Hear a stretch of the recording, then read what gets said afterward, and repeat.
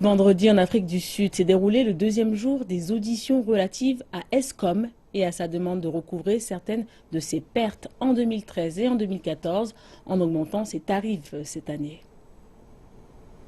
À l'instar de ce qui s'est passé la veille, presque tous ceux qui sont montés sur le podium ont rejeté la demande et l'approbation d'Eskom de quelques 8 milliards de rand de comptes réglementaires de compensation qui pourraient causer une augmentation de 16% des charges mensuelles des consommateurs, y compris des mines. Et celui-ci, spécifique à l'impact potentiel d'environ 3000 employés sur la période à venir, et nous parlons ici de la période 2016. Maintenant, si nous mettons cela dans son contexte au sens national, c'est un effet multiplicateur de 10 qui pourrait toucher environ 35 000 personnes.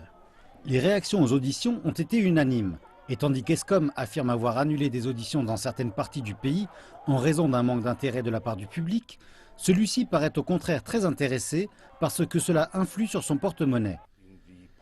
Dans les dernières 36 heures où notre portail a fonctionné, nous avons reçu plus de 10 000 commentaires et certains d'entre eux sont très constructifs. Et en conjonction avec Avars, le média mondial renfrogné, ils avaient ce matin accumulé plus de 50 000 commentaires et signatures. Tandis que cela affectera les poches de tout un chacun si Eskom l'emporte, il y a l'anxiété des investisseurs, spécialement pour les entreprises qui développent localement leurs affaires. Lorsque la confiance des investisseurs est fendue, votre accès au capital est un problème, donc c'est un cercle vicieux. Donc il n'y a pas de solution facile à ce problème. Nous voudrions une énergie stable et prévisible afin que nous puissions véritablement développer nos affaires dans ce pays. Nous avons tout un train de projets qui attendent et ces projets sont aussi dépendants de la poursuite de prévisions stables et prévisibles.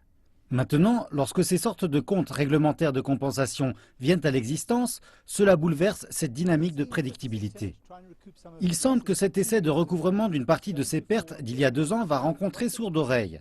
Du moins, c'est ce que de nombreuses personnes du secteur minier espèrent.